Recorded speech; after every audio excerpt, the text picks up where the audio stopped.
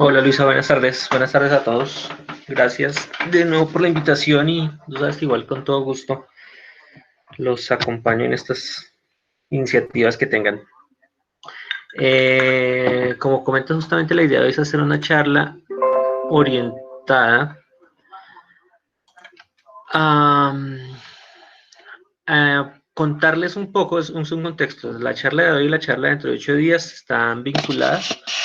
Lo que se busca al final es que ustedes tengan herramientas o por lo menos elementos que les permitan acceder a la información tecnológica, así como tienen la información académica desde las bases de datos de revistas, de artículos y de libros. eh, Hay una información que va más allá de la información académica, que va más allá de la información comercial, que incluso es previa a toda esa información en algunos contextos específicos, que es la información tecnológica, la información que está contenida en las bases de datos de patentes, la información que está contenida en las bases de datos de diseños industriales. Pero para poderles explicar exponerles adecuadamente el alcance o la relevancia que tiene esa información técnica, en principio la intención es hablarles en términos generales, proponerles a ustedes el panorama actual de lo que es el sistema de propiedad intelectual. ¿Qué es el sistema de propiedad intelectual? ¿Cuál es el alcance? ¿Cuál es la relevancia que tiene? ¿Cuál es la relación que tiene con el proceso de investigación, de creación, de desarrollo tecnológico, con el proceso de innovación? ¿Cómo está articulado con todo eso? Para tener claridad de cuáles elementos del sistema de propiedad intelectual o de qué manera el sistema de propiedad intelectual en general provee un insumo de alto valor para poder robustecer cualquier iniciativa de este tipo. Entonces la intención de hoy es ese, primer aspecto, abordar el panorama general de la propiedad industrial e intelectual en general, con una orientación específica a la industrial, desde patentes y diseños industriales, que son las más relevantes. Y abordar o entender por lo menos los aspectos generales de esta de cara a la siguiente sesión en la que ya haríamos un ejercicio propio de búsquedas. Ya la idea es revisar bases de datos puntuales, orientar las búsquedas directamente. Perdón, un segundito.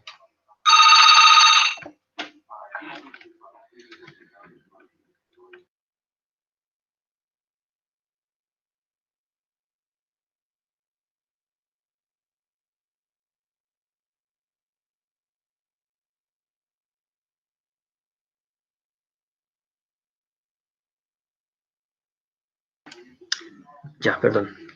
El número que pusieron aquí en el apartamento antes era de una droguería y he recibido hartas llamadas en estos días.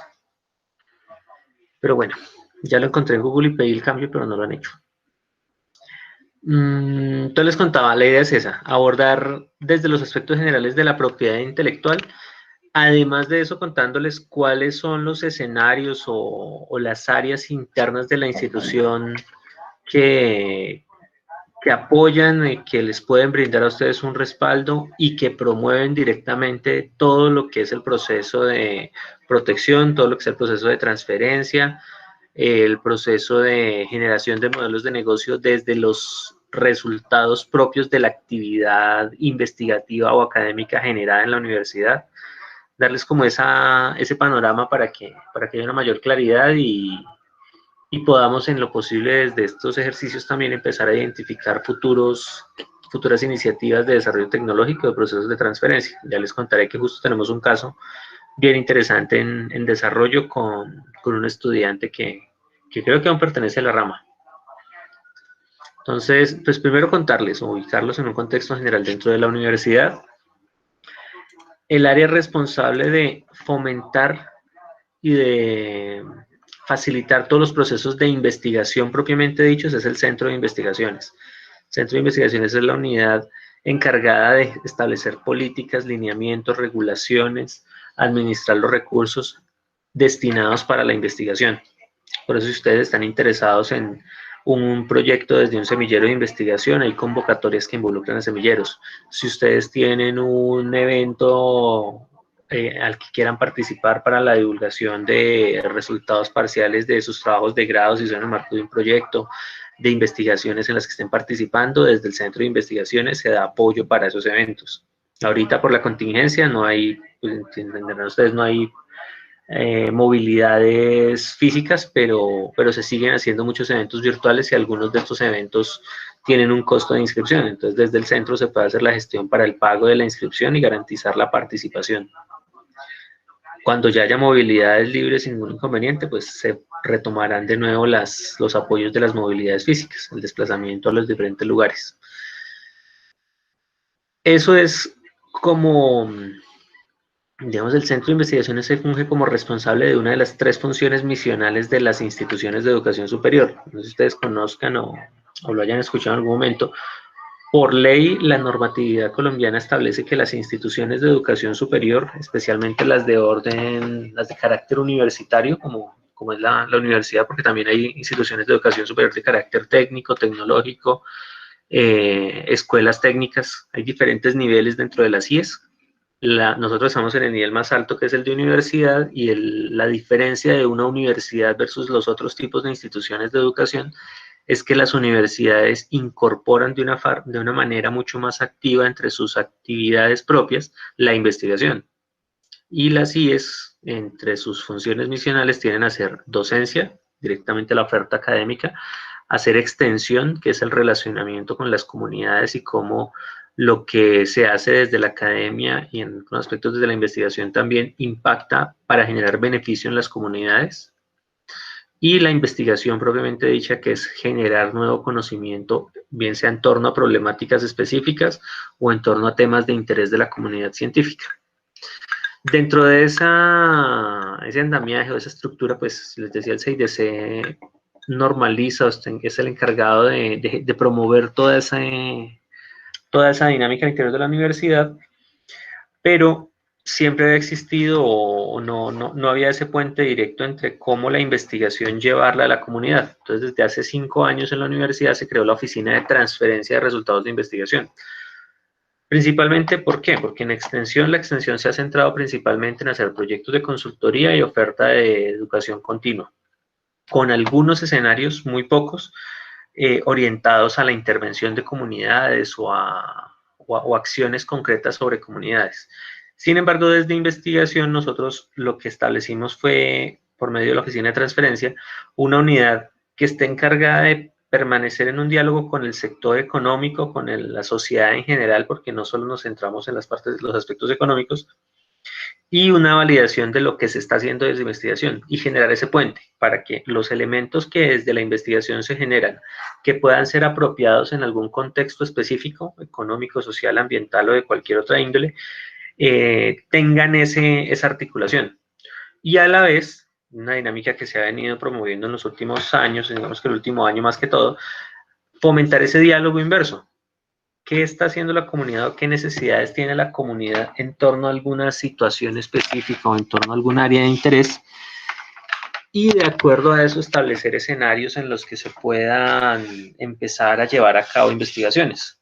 Ahí tenemos por lo menos ahorita dos casos sobre los que estamos trabajando bien interesantes. Uno es con un banco de fomento de la nación, se llama Findeter.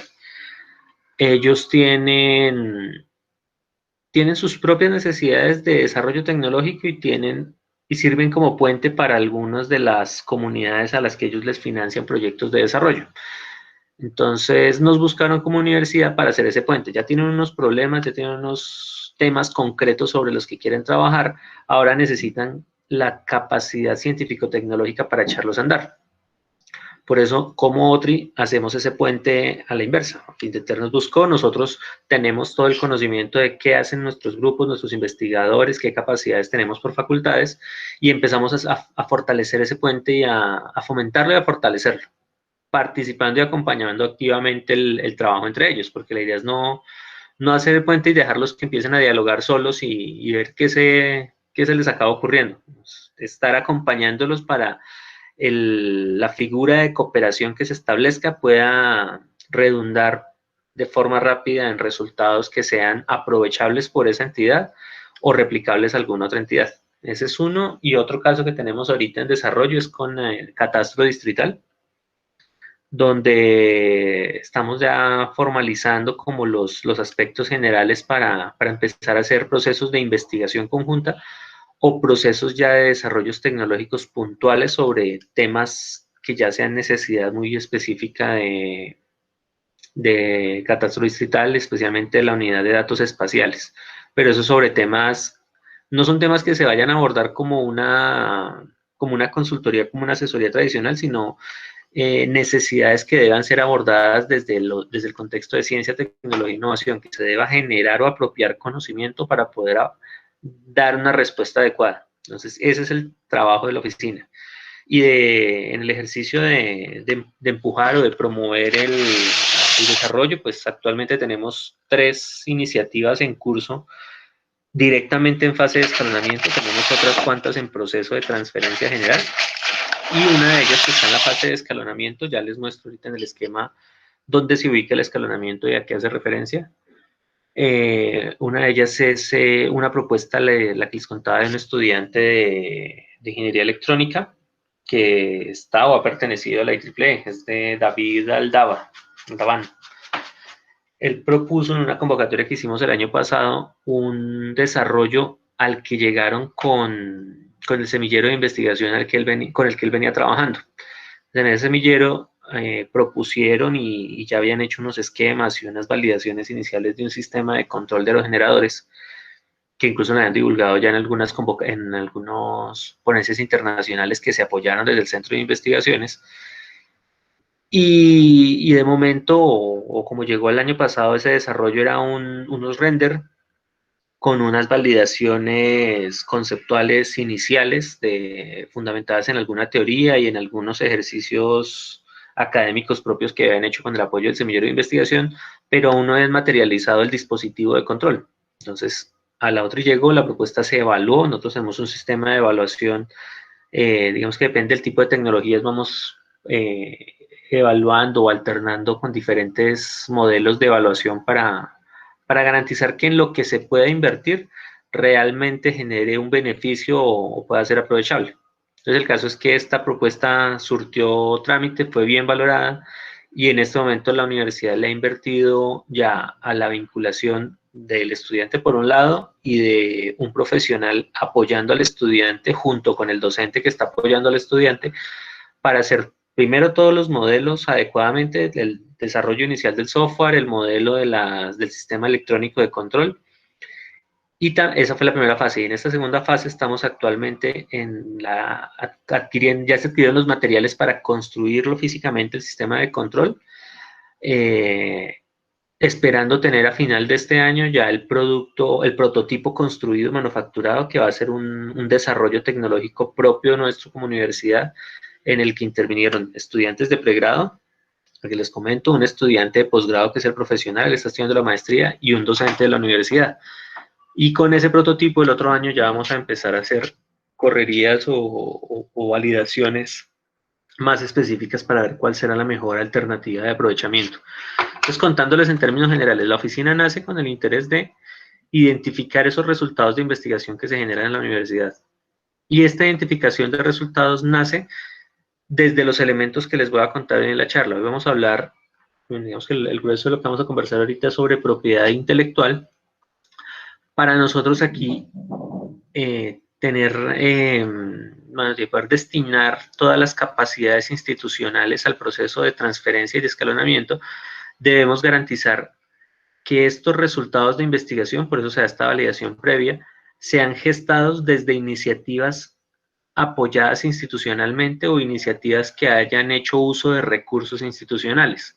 Eso con el fin de garantizar que la propiedad intelectual de los resultados o de las iniciativas que se vayan a acompañar en el proceso de transferencia sean titularidad de la universidad. Entonces ya les voy a indicar cuáles son esos casos donde se da la titularidad de la universidad, cuándo no es titularidad de la universidad, que entiendan ustedes a qué hace referencia esa titularidad de la universidad o no. Entonces en este momento, por ahora les voy contando que esta línea se lleva a cabo como está propuesta acá cuando hay una titularidad de la universidad sobre los resultados que se van a gestionar. Para irles adelantando algo, ¿cuándo se da la titularidad de la universidad? Cuando es en el marco de un proyecto de investigación financiado, cuando es en el marco de un trabajo de grado que se está haciendo dentro de un proyecto de investigación que tiene recursos de la universidad, cuando es una iniciativa académica, sea de estudiantes o de docentes, que se ejecuta con recursos o con insumos propios de la universidad, digamos, requiere, se puede dar más en temas de química, requiere hacer unas pruebas de laboratorio y unas validaciones específicas que necesitan unos equipos, unos reactivos, unas condiciones de laboratorio específicas que el estudiante no tiene, pero la universidad se las puede proveer. Entonces, cuando la universidad destina esos recursos para desarrollar el trabajo para que el estudiante pueda robustecer su ejercicio, ahí sí se configuraría una titularidad de la universidad. Caso diferente que pasaría en ingeniería si un estudiante tiene una idea muy buena, hace un desarrollo en una plataforma de código abierto, algunos profesores le sugieren, le hacen recomendaciones, pero el estudiante lo hizo con su computador, con sus instalaciones de software, teniendo en cuenta sus propias licencias. No hizo ningún uso de un recurso directo de la universidad, podrá haber hecho uso de recursos indirectos, material bibliográfico, espacios físicos, eventualmente algún computador porque se le quedó el de él, entonces hizo algunos desarrollos. Ahí hay un uso indirecto, una destinación indirecta de recursos de la institución que no configuran una titularidad. Ya les cuento exactamente qué casos sí, qué casos no, para que ustedes conozcan y entiendan un poco más el alcance de eso.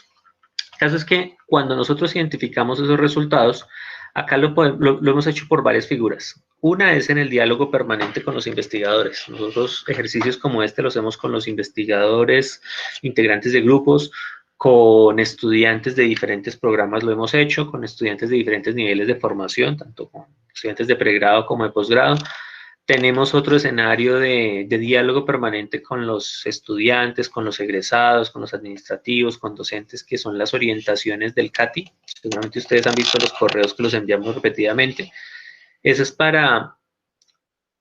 es una extensión de esta misma charla que estamos dando, es darles a conocer el sistema de propiedad industrial, pero de cara a lo que la universidad le ofrece al estudiante o al egresado también, y en lo posible brindar algún respaldo. Ya les cuento de qué manera se da ese apoyo acá.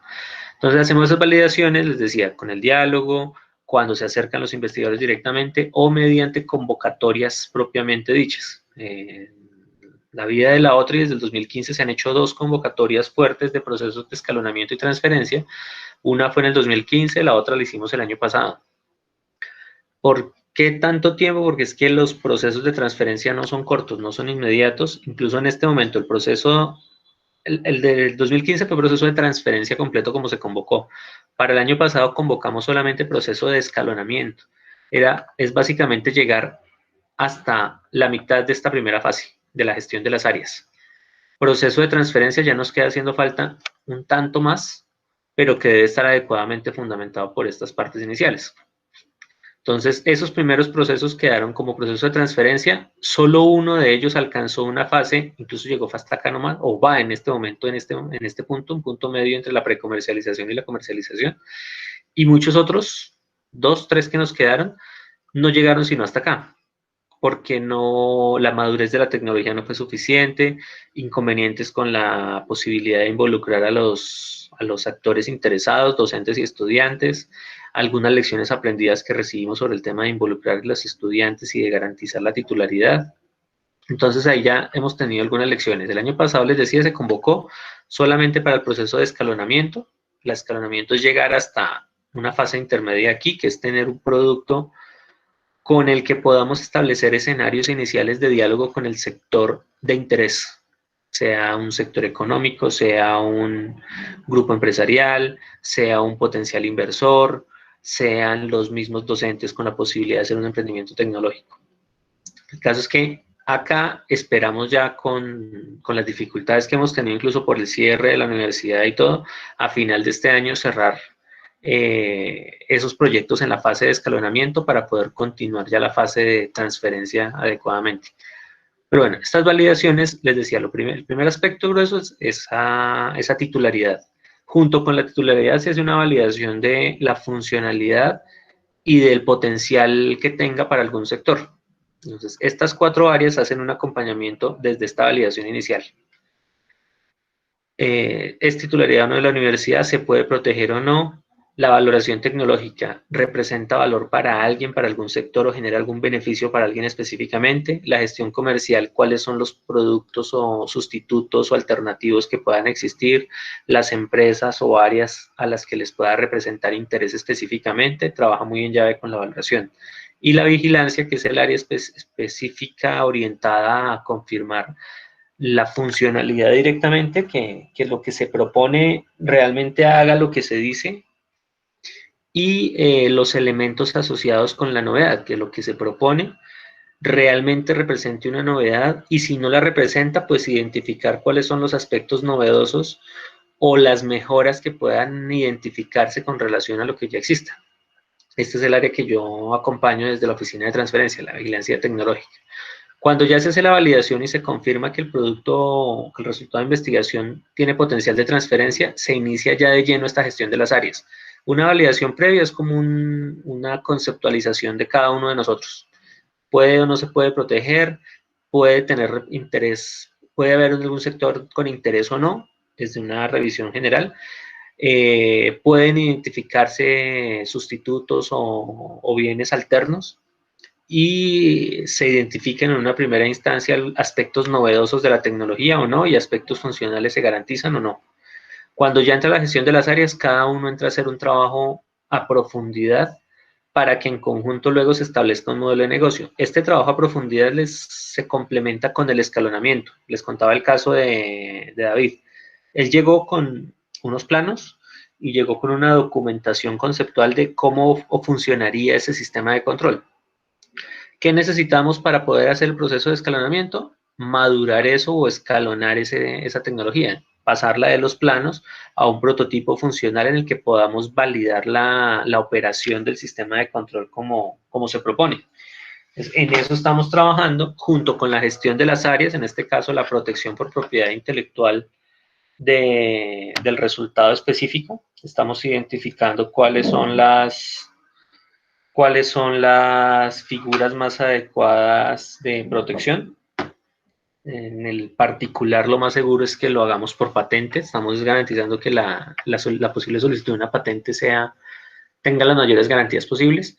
La valoración tecnológica depende del modelo de negocio que vamos a establecer, y el modelo de negocio depende del nivel de desarrollo al que se pueda llegar, porque puede ser empezar a manufacturar, puede ser patentar y licenciar, puede ser contactar a un interesado para hacer una investigación conjunta.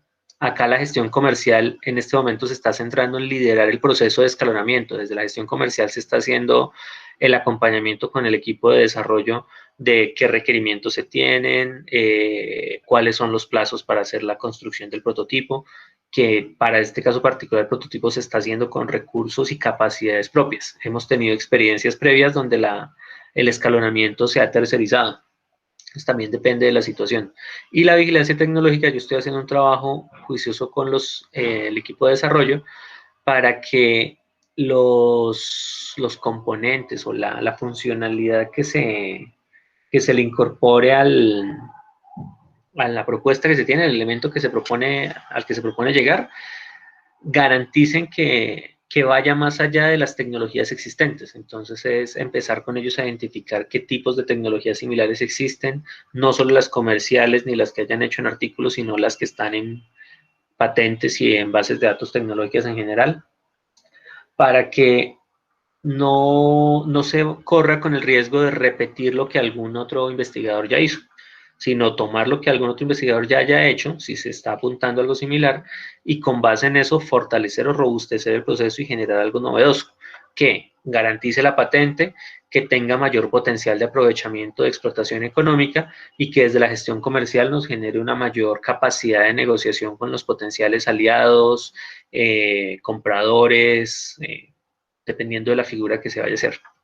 Una vez se tiene ya eso establecido, se genera un modelo de negocio, el modelo de gestión. Les decía, modelo puede ser elementos como los que les contaba: venderla, trabajarla en conjunto con un tercero, generar un emprendimiento a base tecnológica. Y de acuerdo a ese modelo se empieza a hacer la precomercialización, que es acercarse ya a los interesados. Si se va a vender, entonces alistar los brochures, toda la información comercial y tecnológica para ir y vendérsela al interesado. Si se va a buscar inversores para mejorar los desarrollos, entonces ya no se va a vender el producto terminado, sino se van a identificar los elementos que requieren esas mejoras puntuales y se va a ir a las empresas que puedan generar ese aporte para las mejoras puntuales, a las que les representa un beneficio. Y si se va a hacer un emprendimiento, pues en esta precomercialización se acompañará el listamiento de la empresa y se generará la spin-off adecuada para que ya sea esa spin-off la que haga toda la explotación comercial. Y la comercialización es ya materializar el negocio que se haga o la implementación. Digamos que tiene una orientación principal hacia aspectos económicos, pero no todas las tecnologías van a tener ese contexto comercial. Por lo menos tenemos otro caso de una que está aquí también en esta fase intermedia, no participó en la convocatoria, sino que llegamos a ella por el diálogo que les contaba con los docentes. Es un cubo, la profesora lo llama cubo mágico, pero pues uno los busca por internet, normalmente los llaman así, son de esos cubos que están compuestos por varios cubos internos y que uno va moviendo las aristas y el cubo se va cambiando de formas. Normalmente lo usan para poner fotografías, pero esta profesora con unos estudiantes de licenciatura lo que hicieron fue desarrollar unas adaptaciones de unos cuentos de la literatura universal, adaptarlas al contexto colombiano, pero narradas en inglés. Y lo que apropiaron ahí fue un cuento tradicional en un lenguaje más propio de nuestro contexto y a su vez expuesto o digamos que puesto a disposición para procesos de aprendizaje del idioma inglés de una forma más adecuada en ese cubo. Entonces la idea es coger esos cuentos, hacerlos cortos, ponerlos en el cubo y que los cubos sean parte de los juegos que los niños tengan en la primera infancia o en la estudiantes que estén formándose en jardín o los primeros años de la primaria. Y con eso fomentar o facilitar el proceso de aprendizaje del inglés. Es básicamente apropiar una, si se podría llamar tecnología, que es el cubo que se va moviendo, incorporándole un elemento protegido por derecho de autor, que ya les cuento cuál sería el alcance ahí, y darle un uso que sea fortalecer los procesos de aprendizaje. En ese caso no pensamos tanto en la venta, digamos que aún está haciéndose las validaciones acá desde la gestión comercial y tecnológica y la valoración, para ver si le puede interesar a una empresa que haga juegos, comprarla para ellos incorporar en su portafolio de juegos. O si no, lo que se puede hacer es, que hasta el momento es alguna de las que más hemos discutido con la oficina, con los compañeros de la oficina, buscar una alianza para que se puedan manufacturar y se distribuyan de forma abierta en los colegios y se facilite el proceso de aprendizaje. No va a haber una comercialización, pero sí una implementación, porque los cuentos en últimas van a llegar a la comunidad de interés que van a ser los niños de 3 a 7 años y facilitar en ellos el proceso del aprendizaje del inglés. Entonces, eso es lo que durante todo el acompañamiento se busca, que la manera en la que se aproveche el resultado de investigación genere el mayor beneficio a la comunidad, no solo a los externos, sino también a los desarrolladores. En este caso, en el caso del cubo, los estudiantes y la profesora son conscientes que si bien hay un potencial de mercado de aprovechamiento comercial, no se están cerrando la banda de que tenga que ser solo comercial, también ven el potencial de una implementación en la comunidad específica para que les genere un beneficio y eso represente una mejora en las condiciones de aprendizaje de algunas comunidades. Entonces en ese proceso vamos también y ha sido bonito ese caso. Entonces eso es lo que hacemos como oficina y de aquí nace el interés de espacios como este, de contarles a ustedes qué es la propiedad industrial, qué elementos se abordan desde las búsquedas tecnológicas. Si llegara alguno a estar interesado, aspectos que se manejan desde estas dos áreas, que son la generación de modelos de negocio. ¿Por qué fomentamos estos espacios? Porque no todas las veces nos llegan cosas que sean titularidad de la universidad. Muchas veces nos llegan cosas que se salen de esta línea.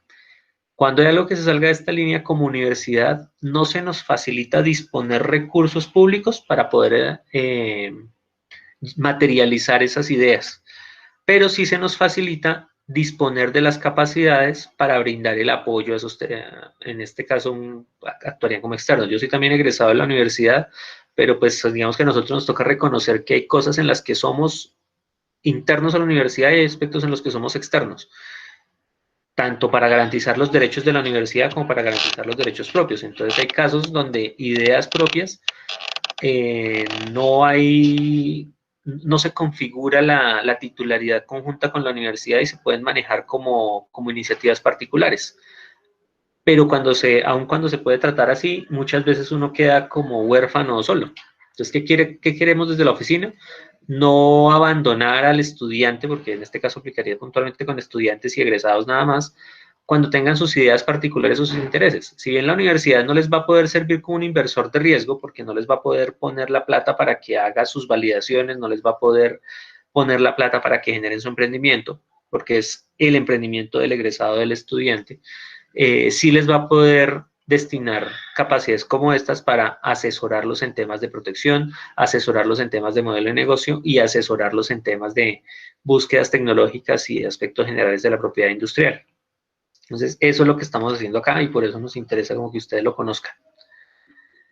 Eso en términos generales de qué hacemos como oficina y por qué la oficina hace parte de ese proceso de acompañamiento de los resultados de investigación y busca además ser un aliado estratégico de los estudiantes y los egresados cuando emprendan sus iniciativas particulares.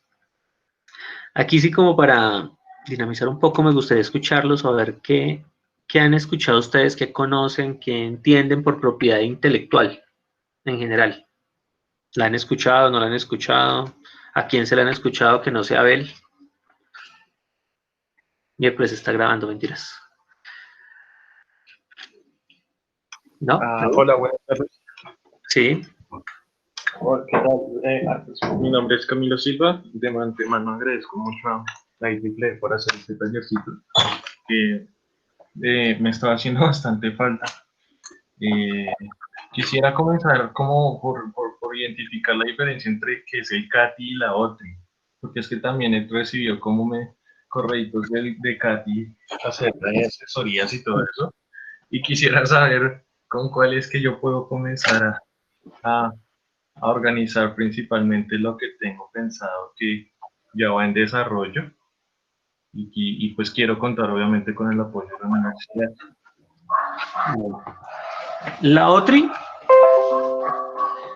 es la que hace todo esto. El CATI es la que orienta en esto. Y las personas que componen el CATI somos los de la OTRI.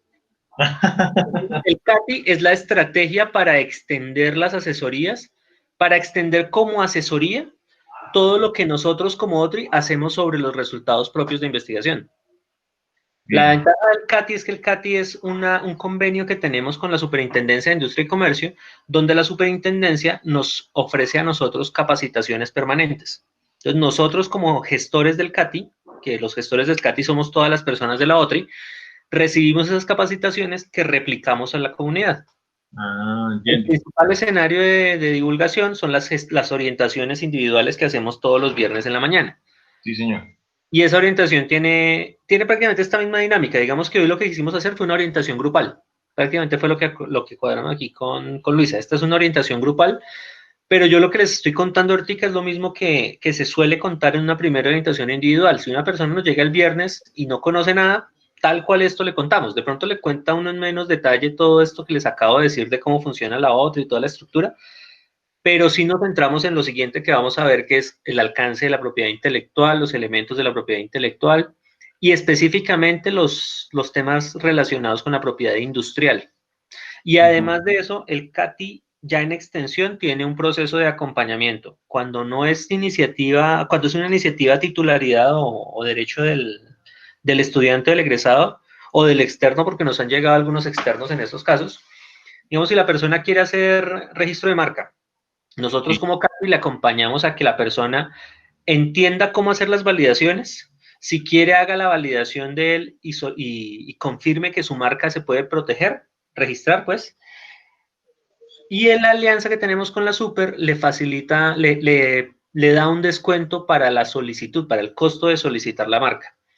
Si la persona está interesada en hacer un registro de un diseño industrial, entonces nosotros como OTRI también, ahí sí lo acompañamos más directamente en la búsqueda del diseño industrial, que él acceda a las bases de datos de los diseños industriales, que adquiera las capacidades para hacer esas búsquedas, pero ya es una búsqueda orientada, digamos, el taller dentro de 8 días va a ser muy general, seguramente les voy a proponer como un tema sobre el cual trabajemos y empezar a hacer las búsquedas. Cuando ya es con Katy, con una persona puntual, es porque la persona tiene un interés de registrar un diseño o de proteger una patente específica.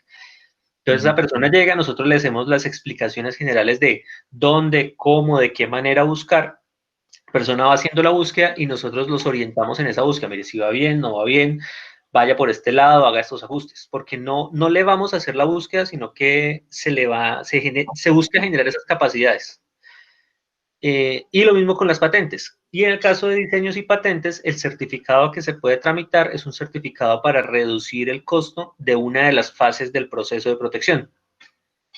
Entonces ese es el beneficio que se extiende, pero prácticamente Katy es la oferta de asesorías de todo lo que hace la otra. Ah, listo, perfecto. Sí, Ya tengo. sí. Y la otra lo que hace es tomar las iniciativas particulares de la universidad, titularidad de la universidad. Como otra ya hacemos todo el escalonamiento.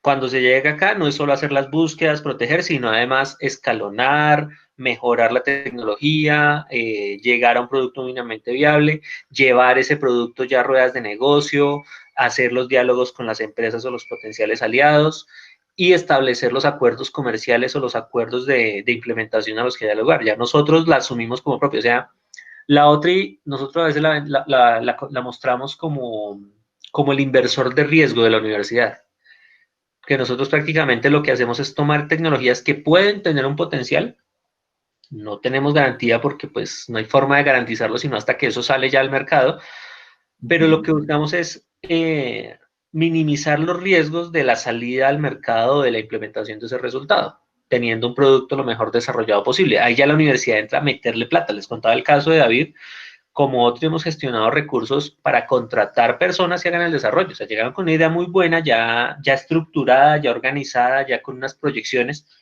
pero en un nivel de desarrollo incipiente. Si eso se quiere llevar, como ya hay un avance suficiente para acercarnos al mercado, pero aún le hacen falta mejoras necesarias para el mercado. Digamos que la conceptualización inicial que da un proyecto de investigación ya se había alcanzado, o por lo menos en algunos aspectos. Eso es lo que da el proyecto de investigación, una conceptualización, un alcance, un panorama claro de que ese resultado puede ser aprovechable por alguien. Y si puede ser aprovechable por alguien, ahí ya entramos como oficina y lo apropiamos, no, lo incorporamos en el portafolio de tecnologías y lo apoyamos para el escalonamiento. Pero eso es cuando hay titularidad en la universidad. Si no hay titularidad, todo eso lo podemos hacer solo como asesorías, recomendaciones, sugerencias y acompañamientos. Esa es como la diferencia para que lo ubiquen. O sea, en última somos lo mismo, solo que depende del alcance de para qué. Aunque desde CATI nos han llegado iniciativas directas que hemos podido incorporar a la universidad. Digamos que el caso con David, él empezó por un CATI. Por el CATI se acercó, empezó a dialogar con nosotros, entonces, venga, pero usted, ¿dónde sacó esto? ¿Cómo lo desarrolló? ¿Con quién lo hizo? No, en el semillero, con tal proyecto. Pues, no, métalo de una vez acá. Incluso justo coincidió con la convocatoria de escalonamiento, entonces él lo postuló a la convocatoria el año pasado, se presentaron 16 tecnologías y de las 16 quedaron beneficiadas 3, porque la dinámica del año pasado nosotros la quisimos hacer distinta, no fue simplemente llegue y díganos que eso es bueno, sino venga, vamos a traer personas de afuera, nos trajimos un empresario, nos trajimos un académico internacional que ha trabajado también en el sector tecnológico, pero para el gobierno público, en Argentina en este caso, y nos trajimos a un empresario académico nacional. Tuvimos esas tres roles, una persona dedicada netamente a empresa, una persona dedicada a fomentar la innovación desde el sector público y una persona dedicada a hacer academia y es empresario también. Y ellos tres evaluaron las 16 tecnologías y con las evaluaciones de ellos, más unos conceptos nuestros, pero pues obviamente tuvieron más peso las de ellos, se llegó a definir que la apuesta iba a ser por esas tres. Y en este momento le estamos invirtiendo a 3 tecnologías haciéndoles el escalonamiento, pero todas titularidad de la universidad. Lo comprendo, sí, señor. Listo. Muchas gracias. No, señor. Entonces usted ya sabrá, o si quieren el Cati cuando se acerque, podemos revisar directamente sobre qué tema tiene usted interés cuando extendamos otra orientación, y ahí le diremos si se puede, si se llega a configurar una titularidad de la universidad, le contaremos bajo qué condiciones, aunque usted lo podrá deducir ahorita con la charla, y si no, pues ya sabrá que con el Cati podrá contar para todo el apoyo en el posible proceso de protección o registros de marca que pueda necesitar. Listo, sabiendo eso perfectamente, entonces ya tengo mucho más definido por dónde es que voy a ir. Listo, continúa, muchas gracias. Bueno, pues entonces volviendo a la pregunta, ¿alguien ha escuchado qué es la propiedad intelectual? ¿Qué le suena? ¿A qué le suena? ¿Cómo la interpretan? Pues tengo un concepto un poco, bueno, buenas tardes, soy Daniel Hernández, también vengo aquí invitado por la rama IEEE. Yo tengo un concepto un poco más general sobre la propiedad intelectual. Básicamente entiendo que es un sistema sobre el cual uno puede proteger algún desarrollo tanto de software como físico, cualquier tipo de tecnología en esos dos ámbitos, pues para evitar temas de plagio y también para registrar eso a futuro para una patente. Sí, tiene elementos. Va bien por algunos elementos. ¿Alguien más? Entiendo que es cuando alguien desarrolla como algo innovador que no se veía a nada antes. Entonces eso se puede.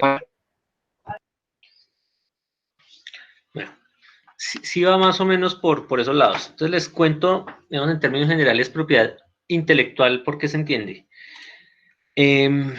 Yo lo que les voy a contar hoy es temas de abogados desde el lenguaje de ingeniero. Yo les contaba ingeniero, soy industrial egresado de la universidad. Llevo unos cuantos años trabajando en este tema, pero no dejo de hablarlo más en términos de ingeniero que de abogado. Entonces, los conceptos que voy a coger son más traducidos al lenguaje coloquial o ingenieril que al lenguaje legal.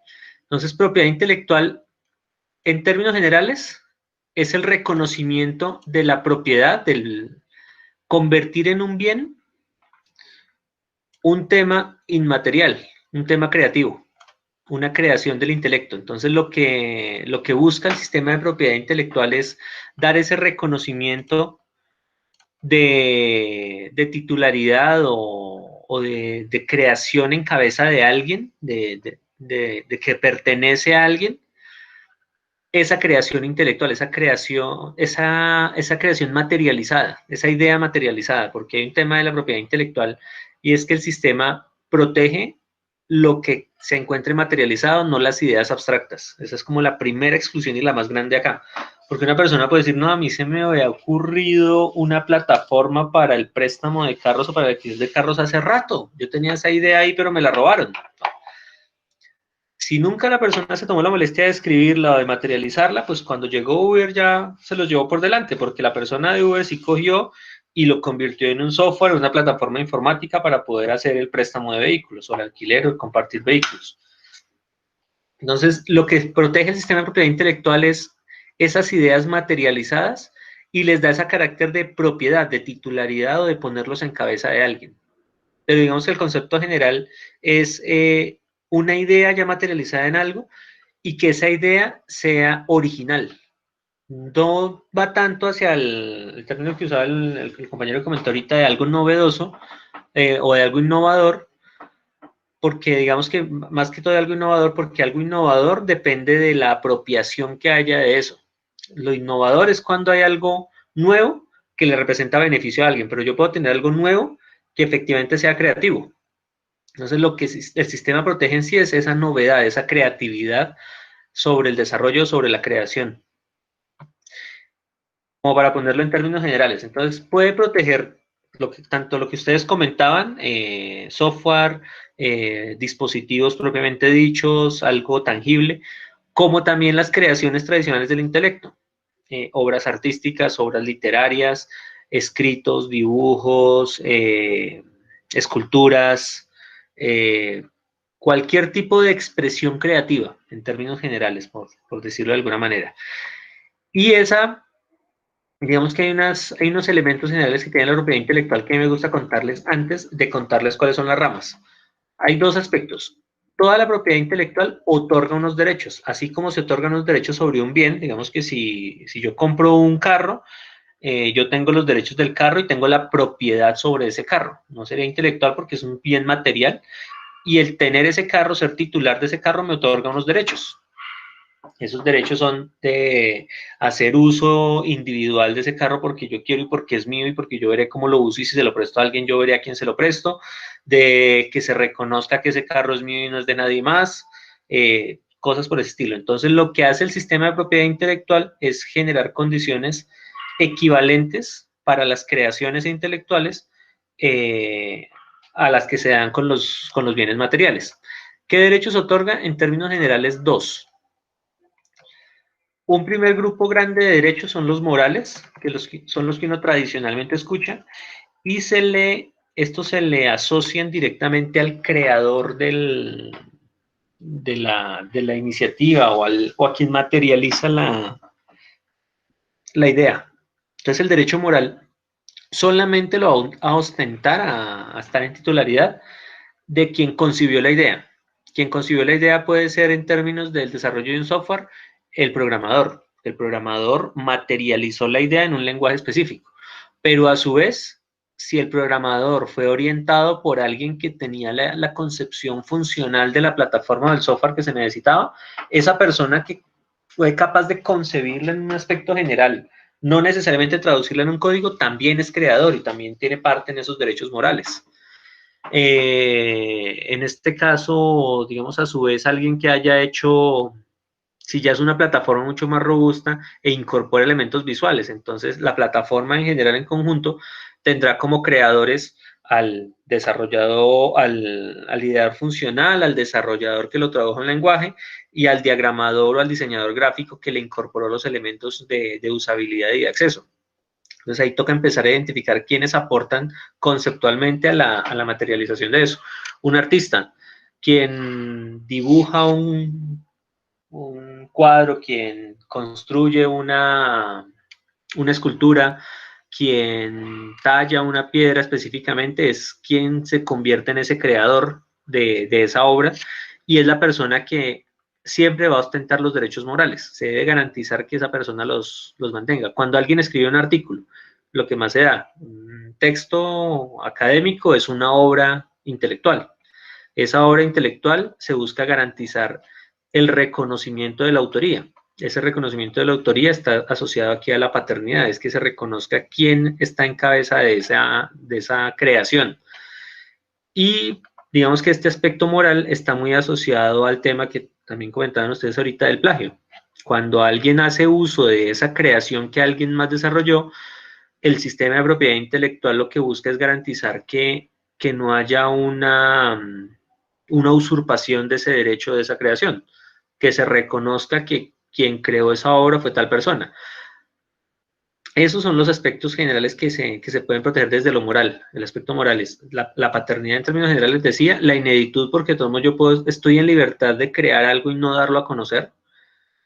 Muchos de ustedes en su época de enamoramiento en la universidad seguramente habrán escrito alguna poesía, alguna prosa o algo similar que nunca la dejaron ver, entonces es una obra inédita de ustedes. Y la integridad es que hay algunas creaciones que se pueden concebir como un todo y no como sus elementos individuales. Entonces el creador de esa obra está en libertad de decidir si su creación se puede exponer o divulgar o dar a conocer de manera individualizada o desagregada, o solamente como un todo. Estos son algunos de los elementos que protegen los derechos morales. No son todos, hay otros tantos más acá, pero a mi criterio son como los más relevantes y más destacados. Entonces están dirigidos a la persona, nunca se le van a quitar a la persona siempre va a tener ese derecho.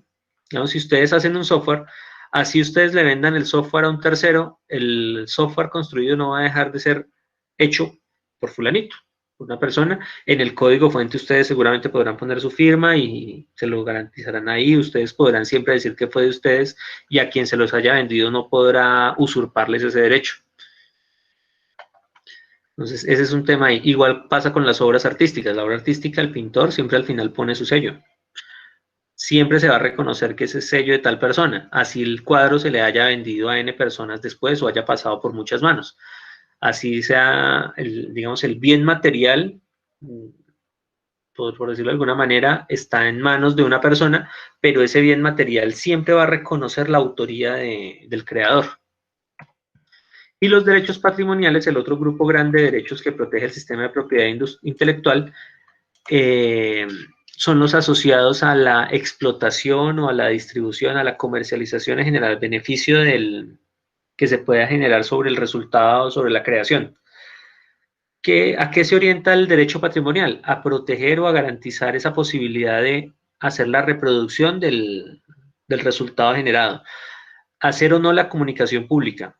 ¿Se puede divulgar o no se puede divulgar? Esta se puede ver mucho más fácil en las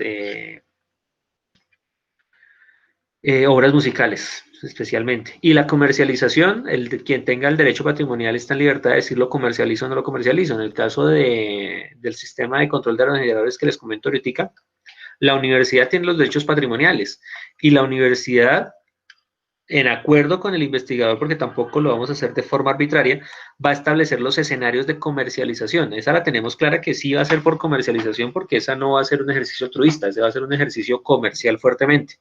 Pero la dinámica más adecuada de comercialización, la universidad va a ser la responsable de llevarla a cabo, pero la vamos a acordar con el investigador. ¿Cuáles van a ser aquí? Las que les contaba, o licenciarla, o venderla, o hacer un emprendimiento. Pero entonces la universidad es la que en últimas tome la decisión, con el apoyo del investigador. Comunicación pública, en este caso la universidad, como estamos en proceso de desarrollo, nosotros vamos a restringir hasta dónde se pueda divulgar para no afectar la novedad y evitarnos inconvenientes en el proceso de protección, pero pues ya les cuento eso en qué consiste. Y la reproducción es porque una vez ya tengamos el dispositivo construido en la fase inicial, la universidad es la que va a establecer las condiciones para que eso se reproduzca. La reproducción a escala de ese prototipo va a ser o por parte de un tercero, por parte de la universidad o por parte de una empresa que se cree, pero pues depende de la estrategia de comercialización. Entonces ahí ya se van conjugando, pero en términos generales, estos son los dos grupos de derechos, el moral y el patrimonial. Normalmente cuando uno crea algo de manera individual, tiene directamente el derecho moral y patrimonial. Cuando a alguien se le contrata para que desarrolle una obra, quien contrata tiene el derecho patrimonial y a quien se contrata tiene el derecho moral. Situación que pasa en la universidad que yo les decía que con los docentes no se presenta. Si hay algún producto, algún resultado generado por un docente de planta de la universidad, por ley y por contrato la universidad tiene los derechos patrimoniales. Entonces, por eso nuestra principal fuente de insumos son los grupos de investigación con los proyectos que hacen docentes de planta de la universidad, porque todo resultado que se haya generado desde ahí directamente es titularidad de la universidad, cosa que no pasa con los estudiantes, que es como un mito que suele presentarse. La universidad tiene, les cuento aquí, es el acuerdo 04 de 2012. 2012, distrital. Se los muestro acá rápido para que lo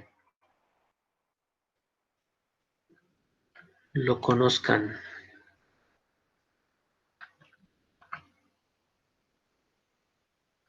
Sí. Déjame les cambio aquí la imagen.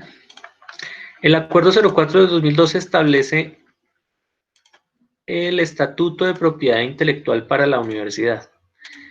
Y ese estatuto de propiedad intelectual para la universidad establece las condiciones. Entonces, de pronto el compañero que preguntó ahorita la diferencia entre CAT y OTRI para que se haga una idea mayor y evalúe si le interesa de pronto tener a la universidad como un inversor de riesgo o se va a ir netamente a trabajarlo como una iniciativa propia.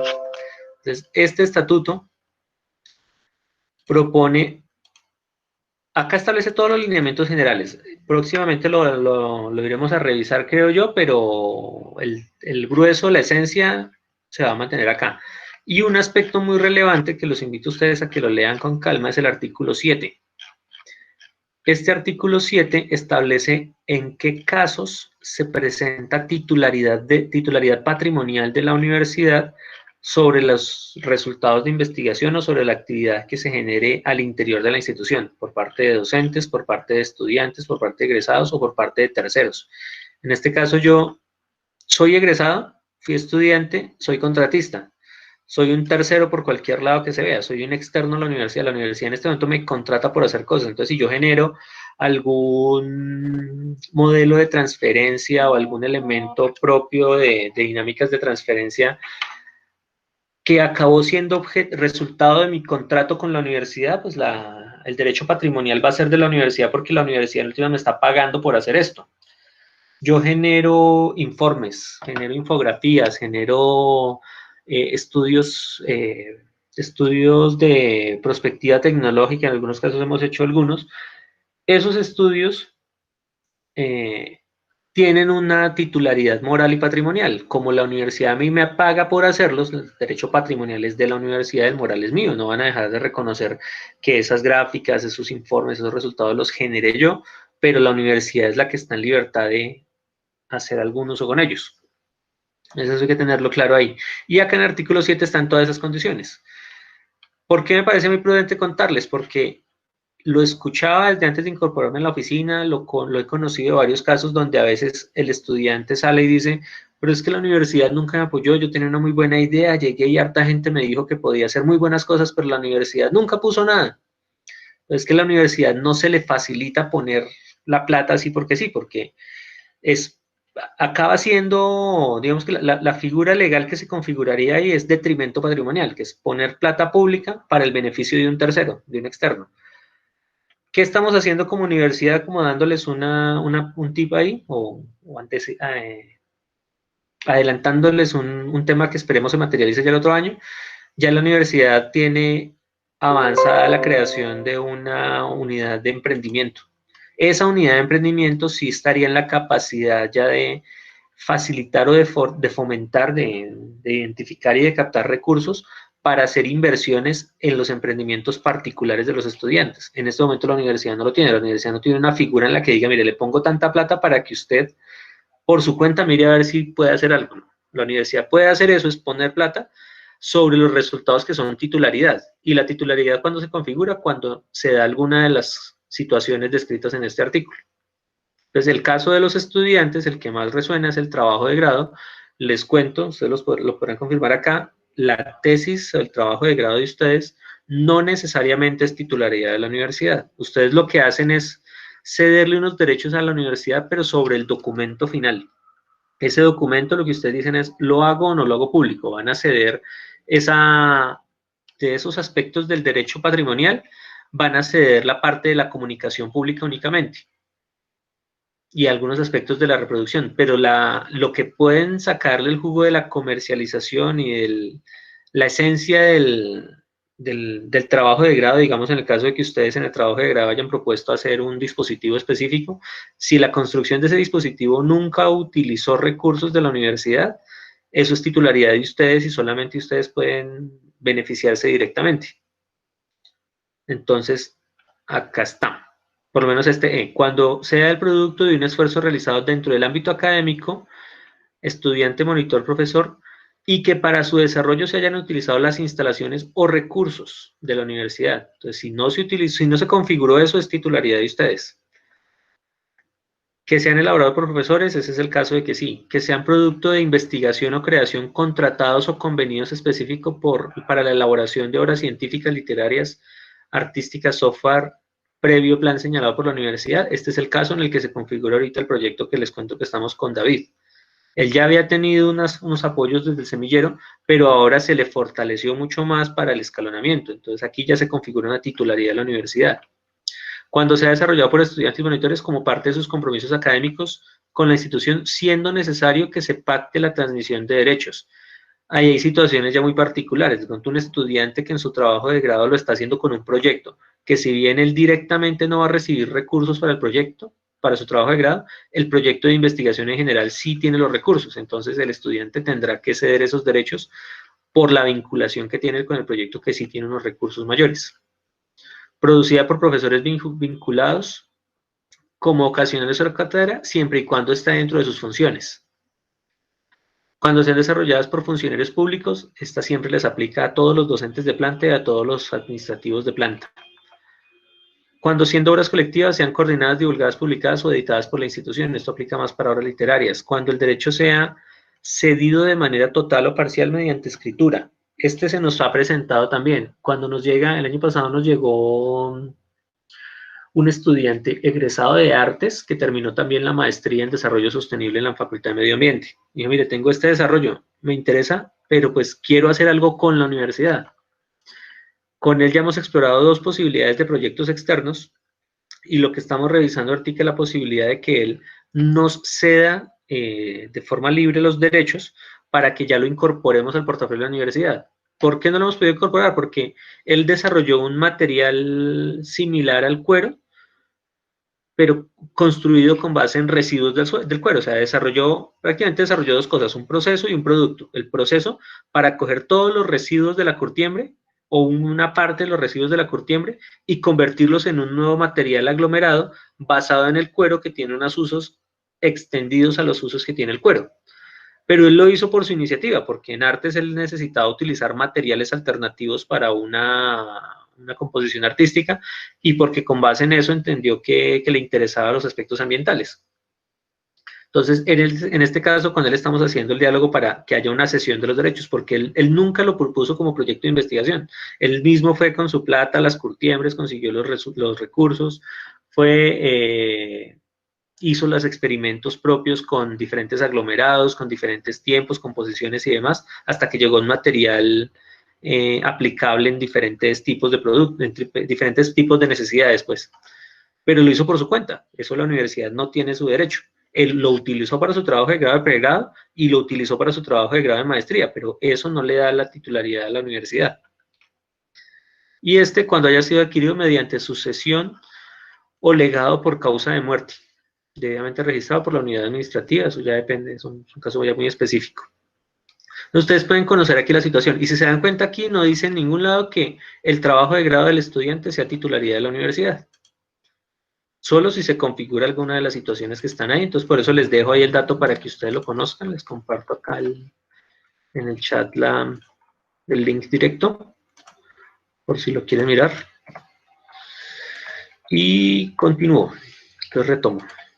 Ese es el aspecto que me parecía imprudente. Sí, señor. Una preguntita, bueno, pues yo sí tengo como pues algunas dudas en cuanto pues a los casos, pues en los que sale en el artículo 7, y bueno, es en parte más porque no conozco muy bien, bueno, yo estoy nuevo prácticamente en la IEEE y pues digamos que yo ya estoy comenzando mi trabajo de grado y en este momento digamos que nos están dando pues algunos cursos, algunas charlas y pues también nos comentaba Luisa que más o menos después de septiembre pues habrán unos cursos pagos de la universidad, tengo entendido. Entonces no sé si eso también aplicaría para que la universidad tuviera los derechos patrimoniales. No sé si Luisa también me podrías ayudar con la respuesta, ya que pues no conozco mucho de pues, la temática que vamos a seguir.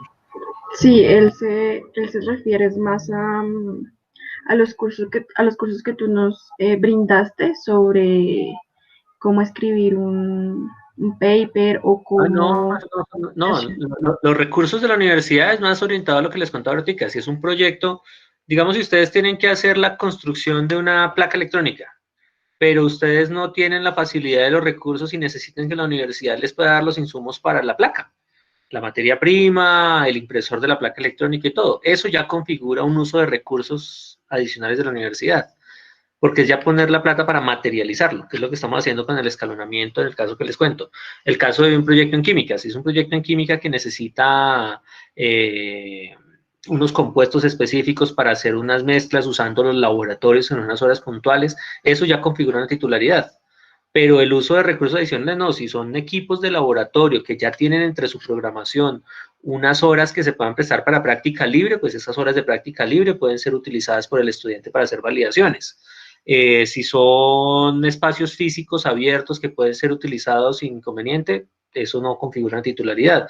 Si son equipos informáticos que también tienen una destinación parcial del tiempo para uso libre, digamos las salas informáticas las abren muchas veces para el uso. El estudiante puede ir a hacer consultas, hacer modelaciones, eso tampoco configura una titularidad. Es cuando ya se da una situación muy específica de inversión de recursos de la institución. Ah, ok, vale. Pues entonces sería solo en cuanto a recursos físicos, ¿verdad? Pues porque, digamos, yo puedo, digamos, pues hacer uso de los cursos y de las charlas y aún así no va a haber ningún problema, ya para, pues, confirmar. No, pero no necesariamente físicos. Es cuando hay una destinación de recursos muy específicos, más bien. Porque hay recursos físicos que son genéricos. Usted está en la rama, puede ir a la rama a trabajar cuanto quiera, pero no por trabajar en la rama es titularidad de la universidad. La rama es un espacio abierto para actividad académica. Entonces el estudiante puede ir allá a charlar, a leer, a estudiar, a experimentar. Y es un espacio que está destinado para eso, para un uso libre en esos fines. Pero digamos, si ya fuera como la situación que les cuento, el estudiante llegó con una idea en un nivel de madurez inicial, pero no se cuenta con los recursos para materializarla más allá, pues entonces entra la universidad a hacer la compra de los insumos, a hacer la contratación del personal de apoyo que se necesite, y eso ya le configura una titularidad a la universidad. Ahí ya hay una destinación muy específica. Por eso como oficina hacemos esa validación previa, porque la validación no es tampoco...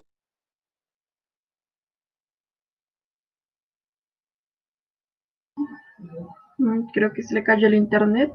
Sí, ¡Oh, Dios, no! listo, ya regresó. Perdón que me salí sin querer.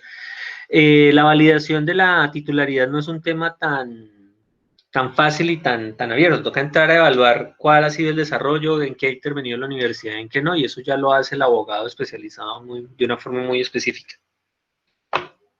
Digamos que yo les cuento son como escenarios muy generales, pero digamos con los recursos y con los ejercicios que se están facilitando desde la rama aquí, no, tampoco da para que se configure una titularidad. A menos que ustedes ya lo presenten como una propuesta de investigación y accedan a recursos institucionales y ya la universidad les ponga plata. Eso ya es otra cosa. Ah, ok, listo. Muchas gracias. ¿Listo? Una pregunta.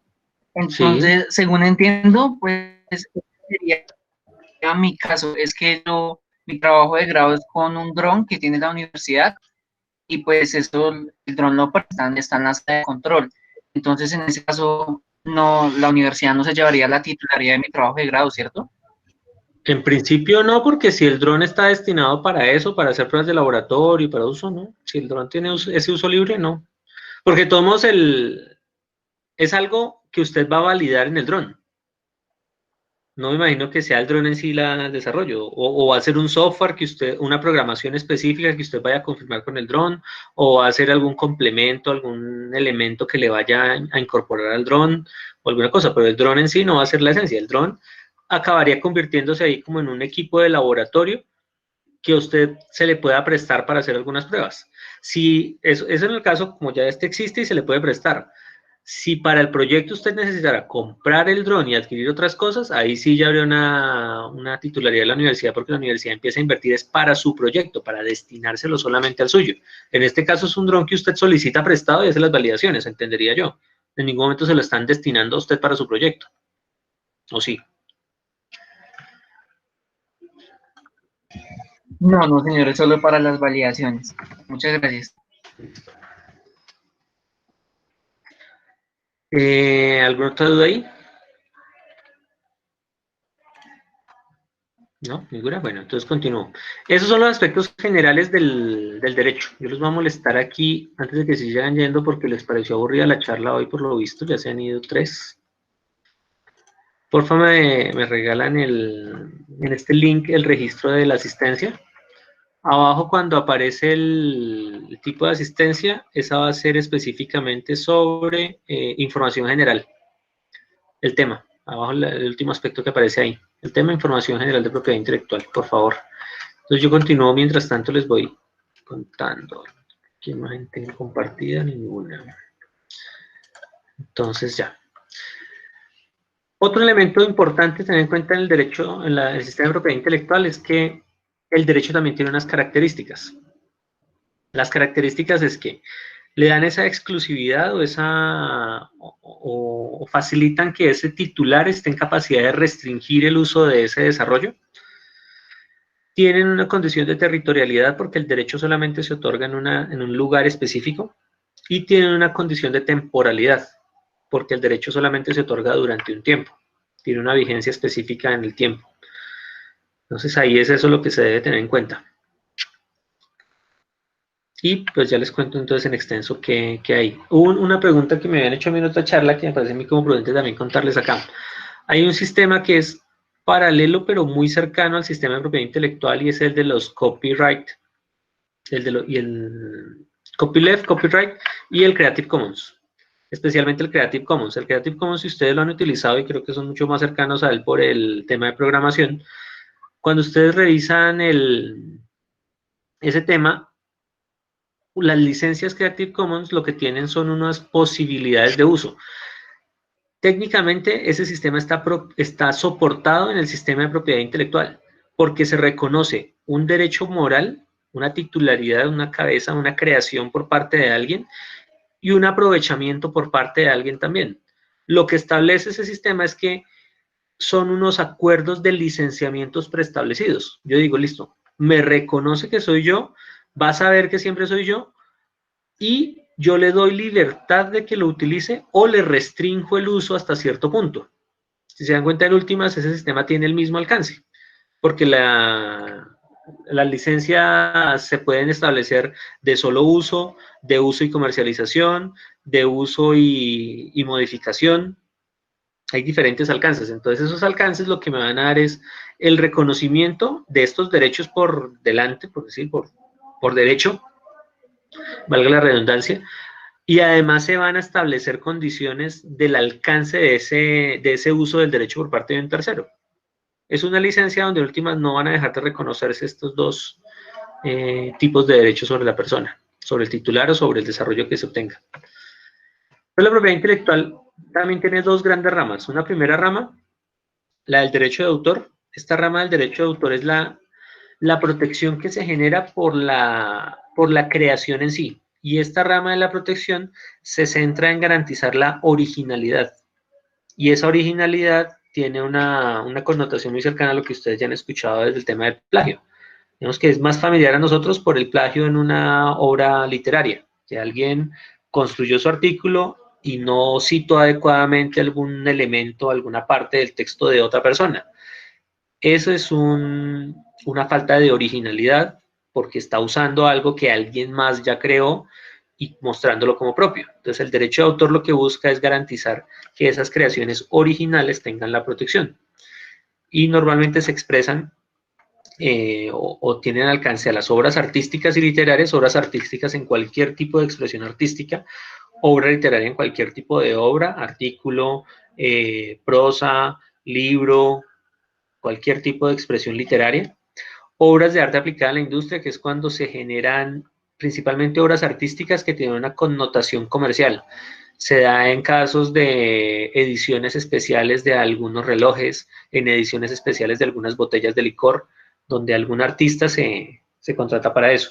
Se da en el caso, ahorita, me acuerdo haberlo visto ayer, están comercializando unos bolsos para mujer con unos diseños específicos de unos diseñadores nacionales. Son 7 diseños de 7 diseñadores industriales, gráficos, perdón. Cada uno de esos diseños es una obra de arte aplicada a la industria. Son cuadros, son expresiones artísticas puestas en un bolso. Entonces, eso está protegido como obra de arte aplicada a la industria. Y el software en Colombia tiene una protección por derecho de autor, entendido el software como el código fuente de la aplicación específica. O sea, yo puedo tener una funcionalidad desarrollada en un software bajo lenguaje, qué sé yo, Java, y esa misma funcionalidad que hace lo mismo en últimas, desarrollada en C++, ambos son software distintos para el derecho de autor. Así la usabilidad y la finalidad sea la misma. Entonces ahí el beneficio, la novedad, digamos que ahí está el tema de la diferencia también entre creatividad y novedad. Pues, entre originalidad y novedad, perdón, porque pueden ser originales ambos pueden ser muy diferentes, pero no necesariamente son novedosos, no van a ser nuevos porque ambos llegan a lo mismo. Entonces no hay una novedad en sí. Originalidad sí la puede haber, pero la novedad no. Entonces ese es un tema complejo, pero que ustedes tengan en cuenta ahí. Entonces Colombia protege el software entendido el software como el lenguaje de programación, el código fuente expresado ya en un lenguaje específico de programación por derecho de autor, y lo hace equivalente a una obra literaria. Esa es la protección que se da acá. La protección por derecho de autor en Colombia tiene una duración de, si está en cabeza de una persona natural, una duración durante la vida del titular, del autor, y hasta 70 años después de la muerte. Entonces ahí tiene una implicación muy grande para las obras artísticas, especialmente las obras musicales, porque el autor durante su vida puede hacer aprovechamiento de todas las regalías o los beneficios económicos de su creación. Y una vez fallece, pues son sus herederos los que tienen hasta por 70 años el aprovechamiento de eso. Entonces imagínense cuántos están peleando los posibles hijos de Diomedes Díaz ahorita el aprovechamiento de las regalías de las obras musicales del man. O cómo está aprovechando ahorita, aunque esa sería una situación diferente. Yo siempre doy el ejemplo de Betty la Fea, porque yo me imagino que Betty la Fea la titularidad la tiene es RCN y no la familia de Gaitán. Entonces RCN en su posibilidad de aprovechamiento del beneficio, ahorita lo que está haciendo es buscándole todas las salidas que le genere algún rédito, alguna regalía por la explotación de esa obra. En el caso de la persona jurídica es diferente. En el caso de la persona jurídica ya no son 70 años después de la muerte del autor, sino a partir del siguiente año que se crea la obra, durante 50 años. Entonces el ejemplo de Betty la Fea lo doy yo porque seguramente esa obra ya va por la mitad de su vida, un poco más de la mitad de su vida comercial, pues de protección por derecho de autor. Dentro de unos 20 años o más, esa obra ya va a pasar al dominio público y cualquier persona que quiera pues va a poder tomar los libretos originales y hacer sus adaptaciones sin necesidad de pagarle regalías a RCN. Entonces esa es la situación del derecho de autor. Esa es la primera rama, y hay una situación también interesante del derecho de autor. El derecho de autor nace cuando nace la obra en sí. No es necesario, aunque es recomendable que se declare ante alguien, pero no es necesario. Si usted creó su obra, ¿qué es lo que pasa con los artículos científicos? Un artículo científico uno lo publica, le pone el nombre, punto, ya está el derecho nace con la obra. Yo no tengo que ir a decirle a nadie, mire que esta sí es obra mía, ¿no? Porque ahí está expresado, ya el mismo sistema de publicaciones busca la manera de garantizar que haya una originalidad en la obra y que no se esté haciendo un plagio. Digamos que ya las condiciones para publicarlo dan. En una obra artística, en una fotografía, en otros tipos de obras literarias, sí es más adecuado extender la protección a un registro. En el caso de Colombia, el registro se hace ante la Dirección Nacional de Derecho de Autor. Y para Colombia somos el único país donde eso es gratuito. Si ustedes tienen su software, tienen su obra artística, su fotografía, su cuadro y quieren protegerlo, pueden ir aquí en la Dirección de Derecho de Autor, lo depositan, la Dirección de Derecho de Autor hace un estudio de originalidad, una validación, confirma que no haya ninguna afectación del derecho de nadie más y otorga el derecho. Esa es la diferencia acá. En otros países sí hay que pagar por ese trámite, aunque tampoco suele ser muy costoso. Ese es el primer grupo de derechos. Digamos, toda creación tiene esa protección por defecto, por default. Si yo hago un bosquejo de un circuito electrónico, si hago un bosquejo de un prototipo para solucionar algo, en el caso del compañero que quiere trabajar con el dron, usted va a hacer seguramente, si es un tema de software, entonces el tema de software tendrá que hacer un algoritmo previo, hará usted unos diagramas de flujo, algunos diagramas funcionales, algunos diagramas estructurales del software. Esos diagramas ya están protegidos por derecho de autor, sin que haya aún una materialización de ese software. Ya cuando ese software usted lo traduzca, lo establezca en un lenguaje, lo puede proteger como software ya directamente. Entonces ese es un elemento interesante que ustedes tengan en cuenta. Y la otra gran figura de la propiedad intelectual es la propiedad industrial. Este es el derecho que se da sobre las creaciones que ya tienen un carácter novedoso, en los términos que les contaba ahorita, y que representan un beneficio o están asociadas con aspectos comerciales. El principal tipo de protección que normalmente se asocia aquí es el de la patente. La patente, si ustedes se dan cuenta, es una de las posibles figuras de la propiedad intelectual en general. Hay muchas otras más y todas ellas funcionan en conjunto. Entonces, patente corresponde a esa, bueno, más bien, ¿Ustedes qué han escuchado de patente? ¿Qué les suena? ¿La han escuchado con alguien? ¿Alguna materia la han visto? ¿Qué han oído de patente en sí? No sé si aquí está el compañero, yo me acuerdo que una vez acompañé a Luis a un salón y había un estudiante que hablaba puro mexicano. Y la patente no necesariamente es la del vehículo, ¿no? No está aquí el estudiante No, mexicano, no me acuerdo. que no era de intercambio, sino que No, no está como está. muy influenciado por las novelas mexicanas. Y pensé que era de intercambio y no, Sí, que no era pero de no, no. intercambio. ¿Te acuerdas? Sí, sí, me acuerdo. Yo todo montador. Bueno, entonces, ¿quién ha escuchado las patentes? ¿La han oído? ¿Les suena algo? Sí, pues para ejemplo, No, la verdad, se puede hablar sobre la película de Joy, una muchacha que desarrolló un trapero totalmente innovador, pero que en donde había tercerizado la producción del mango del mismo trapero, le estaban robando la patente. Pues no la recuerdo por cuál es. ¿Cómo se llama la película? Se llama El nombre del éxito, algo así. No es muy buena la película, pero el contenido respecto a esto de las patentes es bastante interesante. Igual también se puede tocar, por ejemplo, el tema de todas las patentes que robó Alva Edison en su época. Sí. Uno de los casos más sonados, bueno, ni tanto más sonado. Hay cuando empezó el auge de los carros, el sistema de limpiabrisas no se había podido definir bien cómo hacer ese control para que el limpiabrisas se devolviera. Hubo un tipo, un ingeniero que lo desarrolló, se lo presentó a los dueños de Ford, a Ford directamente, y Ford lo empezó a producir. Dijo, no, pues es que se me parece muy buena, cogió, se fijó cómo funcionaba más o menos, y él mismo fue y le puso a sus ingenieros a reproducirlo. Esa fue un litigio de mucho tiempo hasta que al final la ley decidió reconocerle al ingeniero inicial que le presentó su idea a Ford, que se lo reconocieran. Entonces, digamos que la patente, en términos generales, es esa, sí, como comenta el compañero justamente, a ese reconocimiento de las creaciones que tienen una connotación muy técnica y directamente con una aplicación en la industria. En patentes hay dos tipos grandes de patentes, las de invención y las de modelo de utilidad. Estas patentes se diferencian es en cierta forma, por el grado de complejidad que tengan. Una patente de invención es algo nuevo para la industria que nunca se haya identificado de esa manera. Entonces, en su momento, ese sistema de brazo para controlar el limpiaparabrisas, no se había concebido de esa manera. Es algo totalmente novedoso, fue una patente de invención.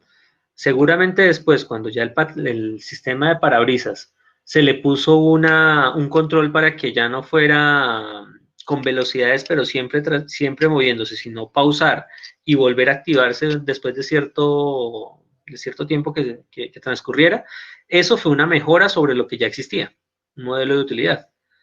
Entonces, esa es la diferencia entre patente de invención y modelo de utilidad. Una patente de invención es algo totalmente novedoso, aplicable a un sector tecnológico o una industria específica. Un modelo de utilidad es un desarrollo novedoso, pero basado en una mejora sobre algo ya existente, que no sea algo totalmente nuevo.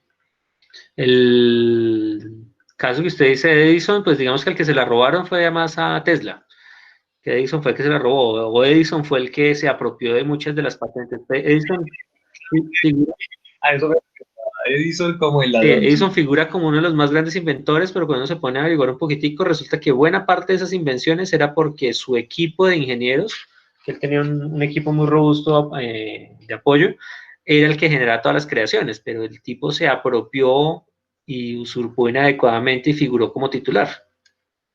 Entonces, por eso él figura como el mayor inventor de todos, pero pues no necesariamente todas son creación de él. Entonces, ¿qué busca la No, patente? y que tener Sí, señor. digamos, en ese caso, donde se roba ya la patente, ¿hay alguna forma o algún medio para uno recurrir a demostrar lo contrario? ¿O ya patentado por la otra persona ya no hay nada que hacer? No, no necesariamente. Ya, el sistema de patentes, poder otorgar una patente debe garantizar tres condiciones. Las tres condiciones que se dan es, una, la aplicación industrial, que sea útil para algún sector específico. Yo puedo tener algo que sea muy bonito, que se vea bien, pero si no le sirve a nadie o no sirve para nada, por decirlo así muy crudamente, no sería objeto de protección por patente. Esa es una primera condición. La otra condición es que sea algo que no sea obvio para alguien con conocimiento medio en la técnica, que no sea simplemente, no, pero es que yo tuve un caso con un docente en la universidad que duró un tiempo sin hablarme, donde digo, mire, es que esta patente que la universidad ya tiene, les cuento la situación, se puede mejorar si le cambiamos esta pantalla LCD de 8 bits por una pantalla touch, porque eso le va a mejorar la usabilidad.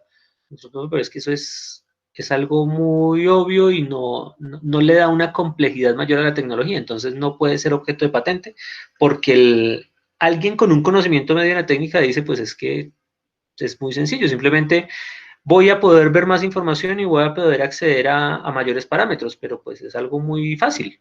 Entonces, alguien con un conocimiento medio en la técnica, si es algo obvio para quien tiene conocimiento medio en la técnica, no es patentable, ese es el segundo elemento. Y el último es el de novedoso.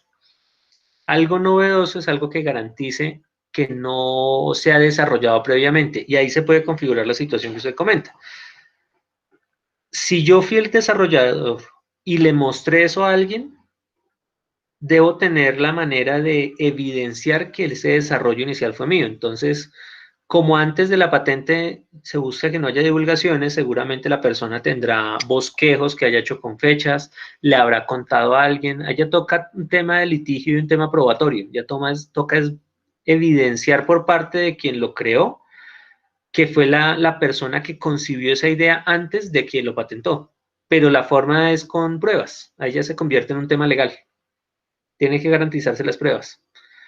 Si a la segunda persona va a patentar, pero resulta que la primera persona nunca quiso patentar y lo puso en un video en YouTube, es alguien que está en la academia y lo divulgó en una ponencia, entonces la segunda persona que se va con la intención de patentar, si esa primera persona ya hizo alguna divulgación, pues ya no va a poder patentar. Eso se da más en nuestro contexto ahorita.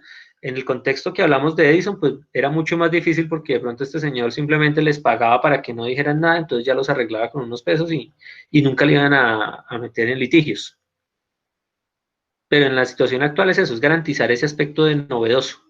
Y ese aspecto de novedoso, pues si se llegara a presentar una situación así de que alguien presenta una patente, pues durante el proceso de otorgamiento se pueden presentar las oposiciones, que es una situación que se da ahí. No sé si fui claro, pero pues, esa es la idea. O sea, no. El asunto es si fue una idea de un tercero, si fue una idea mía y alguien más la va a patentar, yo tengo que evidenciar que sí fue idea mía y no de esa persona, con el acervo probatorio suficiente. Digamos, eso también entraría, digamos, si yo desarrollara, digamos, un informe de laboratorio frente a algún tipo de estrategia para llegar al resultado.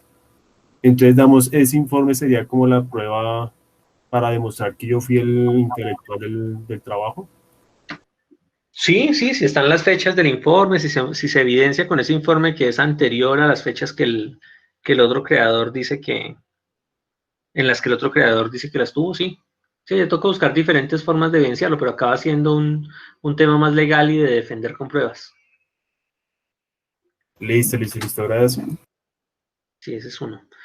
Dentro del proceso de patente justamente de solicitud, hay una fase, cuando alguien está interesado en una patente, se debe dar una condición muy importante. Incluso casi todo lo que es propiedad industrial, ya les digo excepto cuál, para que se otorgue el derecho de la propiedad industrial, la creación debe ser pública. Se debe divulgar, se debe dar a conocer y se debe disponer de forma abierta para la gente. Al ponerlo de forma abierta, entonces, durante ese proceso, antes de que el derecho se otorgue, cualquier persona que considere que se infringen sus derechos puede presentar oposición. Todos los meses, incluso creo que es todas las semanas, la Superintendencia de Industria y Comercio publica la Gaceta de Propiedad Industrial. Ustedes pueden acceder a ella. Yo ahorita al final les voy a mostrar los elementos, pero esa la revisaríamos en detalle dentro de 8 días. Uno puede conocer qué patentes en Colombia están en trámite o son otorgadas. Las que están en trámite son de las personas que ya la radicaron y están haciendo la solicitud apenas. Si está en publicación, uno puede evaluarla y decir, mire, yo me opongo a que esa patente se la otorguen a esta persona porque resulta que lo que esa persona está declarando como propio, yo ya lo había hecho en este otro escenario. Uno entrega las evidencias suficientes a la super y la superintendencia evalúa y confirma si hay lugar o no hay lugar y la otorgan. Si ya la patente es otorgada, pues el tema se va a contextos legales mucho más complejos, ya tendrá que ser con jueces, con unas pruebas mucho más robustas, con demandas y demás. Pero dentro del proceso está esa fase donde se facilitaría más, porque es una fase donde se invita a que cualquier persona pueda garantizar o cruzarse o presentar oposición sobre lo que se está solicitando. Entonces ese es un tema ahí. Las patentes, si son de invención, se protegen por 20 años. Entonces, esa exclusividad de la persona la va a tener durante 20 años desde que se solicita. Teniendo en cuenta que el otorgamiento no es inmediato. Ustedes pueden pedir una patente hoy y esa patente la pueden estar otorgando efectivamente, si les va bien, a finales del próximo año. Que tienen que surtir una serie de pasos y unos trámites específicos. Si a alguno de ustedes ya le interesa o tiene una consulta muy particular en patentes y quiere que la validemos sobre algún tema de interés, podemos en alguna de las orientaciones específicas del CATI agendarla y ahí sí nos sentamos a contarle solamente qué sería la patente, cómo hacen la búsqueda de la patente y empezarse la búsqueda, pero sobre el tema que les interesa a ustedes. Entonces ahí va la invitación. Modelo de utilidad protege hasta por 10 años. Protegen hasta por 10 años específicamente, desde que se solicita. Entonces esa es la otra diferencia entre las dos. Una vez el derecho caduca, tanto aquí en derecho de autor como en propiedad industrial, se dice que la creación pasó al dominio público. Puede ser aquí la creación artística, el ejemplo que yo les daba de Betty la Fea. Si en 20 años o más ya termina ese derecho porque está en cabeza de RCN, pasa al dominio público, y pasar al dominio público es que cualquier persona puede tomar el manuscrito y hacer uso libre. Pasa mucho con obras literarias. Ya hay mucha obra que está que corresponde a la literatura universal, uno llama. Esa obra que está que corresponde a la literatura universal son obras de hace muchos años, mucho más de 60, 70 años, que cualquier persona puede tomar, divulgar, reproducir sin ningún problema y sin infringir el derecho de nadie. Con las obras que son más recientes, digamos en este caso, en este momento nadie puede tomar de forma arbitraria un manuscrito de 100 años de soledad y generar obras derivadas de él, porque la protección sobre 100 años de soledad todavía está vigente. Si estaba en cabeza de García Márquez, pues él falleció hace no más de 10 años y le falta un tanto más de protección todavía. Por el contrario, si fuera una obra de Shakespeare, por irnos al otro lado y por más tiempo, son obras que tienen una creación de hace más de 100 años. Son obras que ya cualquier persona puede hacer uso abierto y cualquier editorial, si quiere, puede coger el manuscrito, traducirlo, reproducirlo, generar obras derivadas sin ningún inconveniente. Entonces, eso pasa y pasa con la patente. Entonces, si una patente termina su protección, cualquier persona puede tomar esa esencia de la patente, esa tecnología que está expresada en la patente y reproducirla de forma independiente. Pero entonces, este sistema también tiene, como les decía, tiene la connotación de temporal, tiene la connotación de territorial. Si ustedes piden una patente en Colombia y solamente la dejan en Colombia, alguna persona que esté aquí nomás en el país vecino, en Ecuador, en Venezuela, puede coger eso que está en la patente colombiana y utilizarlo en Venezuela. Desde que la persona garantice que lo que haga nunca se va a comercializar en Colombia, no va a infringir el derecho. Esa persona va a poder utilizarlo. Entonces es como para mí el lado flaco, pero a su vez el lado que dinamiza la innovación desde el sistema de propiedad intelectual. Porque si efectivamente mi población de interés es solamente Colombia y mi potencial de mercado va a ser solo esto, pues yo simplemente lo doy a conocer para que alguien en otro contexto, en otra jurisdicción, pues lo pueda aprovechar también. Alguna sinergia se generará después de eso, pero el mercado propio que yo ya definí, pues lo voy a tener como exclusivo. Ese va a ser un tema ahí. Nosotros aquí orientamos un tema también, me pareció muy bacano, que nos llegó en un CATI, justamente un estudiante. Él es de familia campesina y su familia conoce mucho el proceso de aprovechamiento del cacao. Y él llegó a la oficina diciendo, me interesa conocer el CATI, me interesan tales cosas.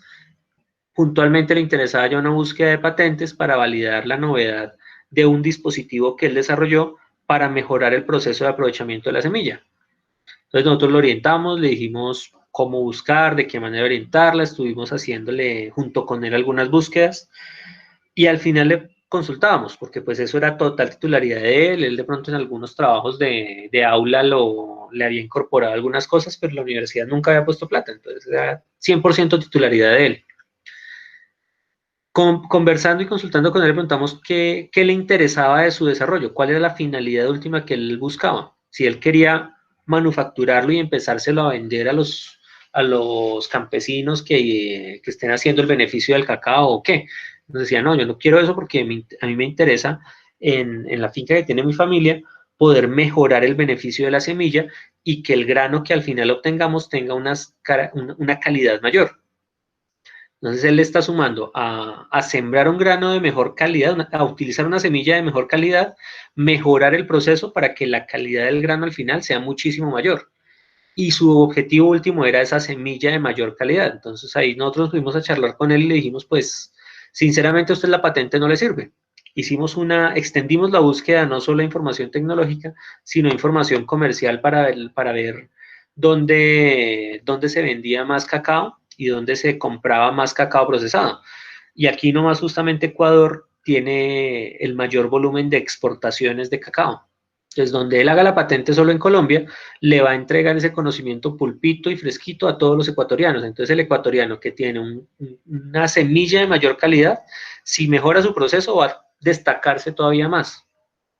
A él al final no le servía patentar. Garantizó o confirmó por medio de las búsquedas que lo que él tenía era novedoso, y con la orientación que nosotros le dijimos, llegó a la conclusión de que no era prudente o no era adecuado patentar porque dispondría muy abiertamente del conocimiento y no de su interés propiamente. Entonces eso es algo que también hay que tener en cuenta en el sistema. El sistema no necesariamente es para uno acogerlo de forma arbitraria. Es una herramienta que robustece los intereses comerciales. Y yo en última, si voy a patentar o a utilizar cualquier instrumento de la propiedad industrial, es porque le voy a sacar plata. Esa sí es una connotación que tiene muy directa. La propiedad industrial por defecto es para generar o buscar un beneficio económico de lo que se proteja. El derecho de autor, por su parte, tiene una connotación mucho más al reconocimiento de la autoría y de la creación. Si se dan cuenta, son como también las dos grandes diferencias. Entonces eso con las patentes.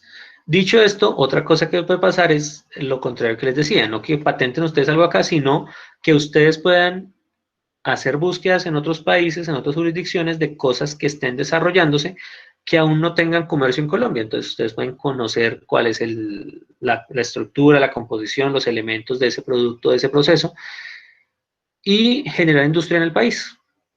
Ya con esa base que se construiría con un desarrollo existente, pues uno puede empezar a hacer mejoras y hacer más cosas. En cambio, cosa diferente de lo que sucedería si uno arranca de ceros.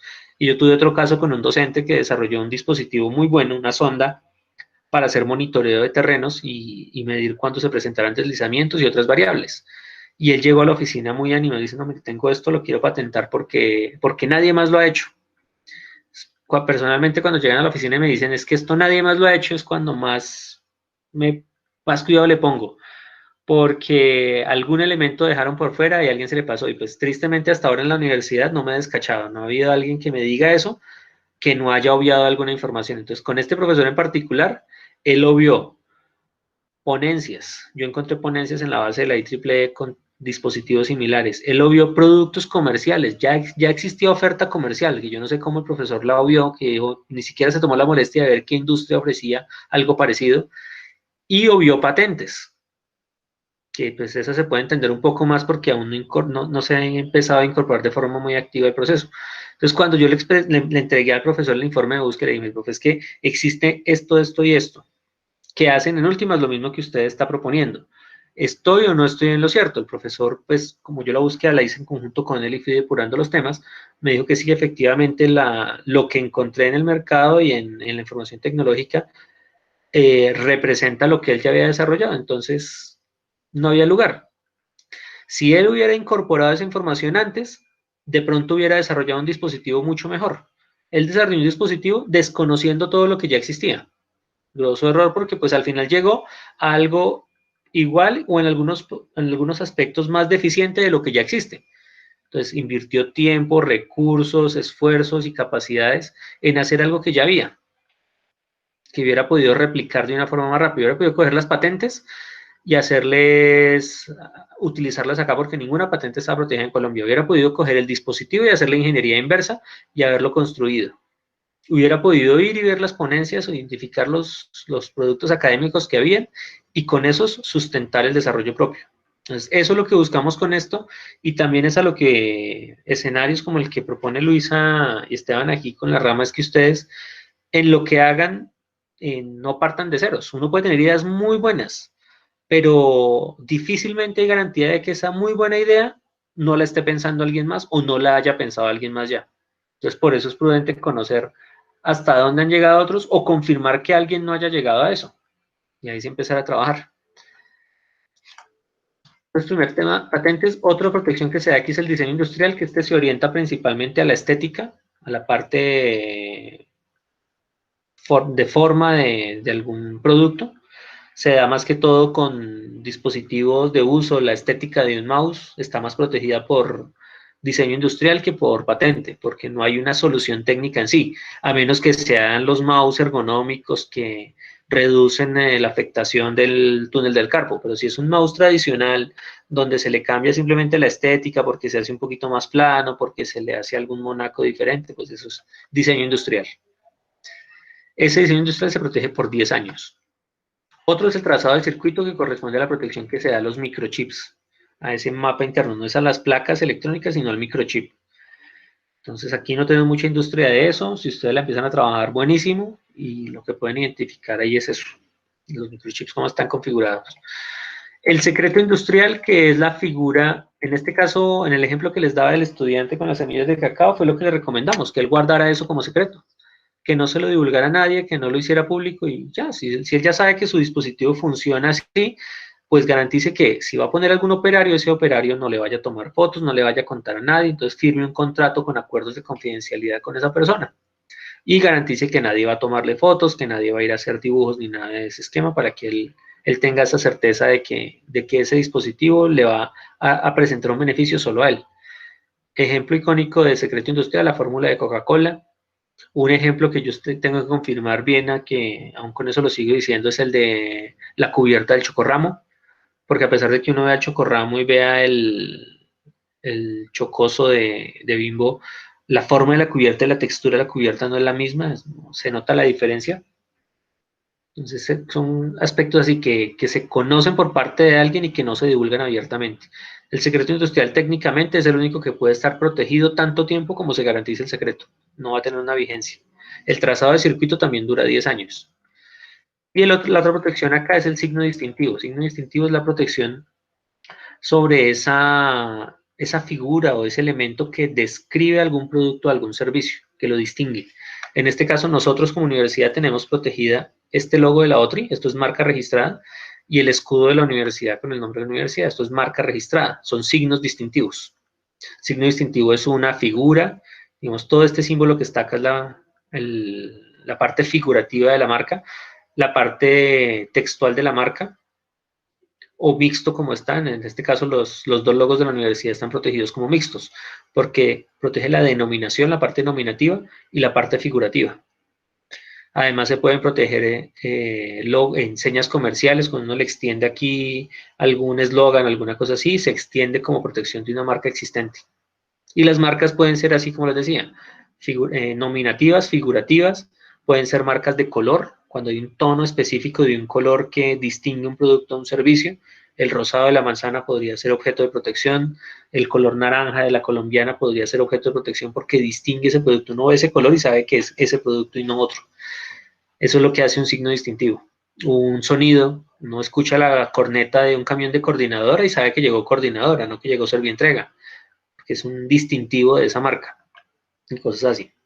Y otra figura que hace parte de la propiedad industrial, pero ya no es tan asociada a esto, son las nuevas variedades animales y vegetales. Cuando se puede aislar una nueva especie animal o una nueva especie vegetal, ese aislamiento de la especie se le reconoce a quien pudo obtenerla y se le da una protección. Entonces, en Colombia, por resumirles, bueno, el signo distintivo se protege por 10 años, pero es renovable. Entonces, en este caso, antes de vencerse los 10 años, se puede pagar la renovación y mantener la marca. En Colombia, derecho de autor lo protege la Dirección Nacional de Derecho de Autor.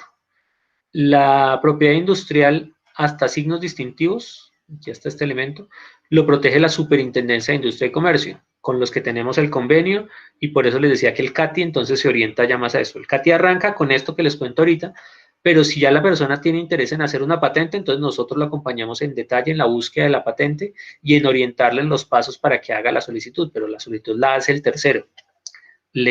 Como parte del acompañamiento, se le emite un certificado para que parte del costo se le deduzca, pero hasta ahí va, es un asesoramiento. Si la persona quiere hacer una protección por diseño o secreto, lo mismo. Se le va orientando por dónde buscar, cómo confirmar, se le emite el certificado de descuento y se le acompaña durante el proceso. Pero todo el trámite, todas las gestiones las debe hacer la persona.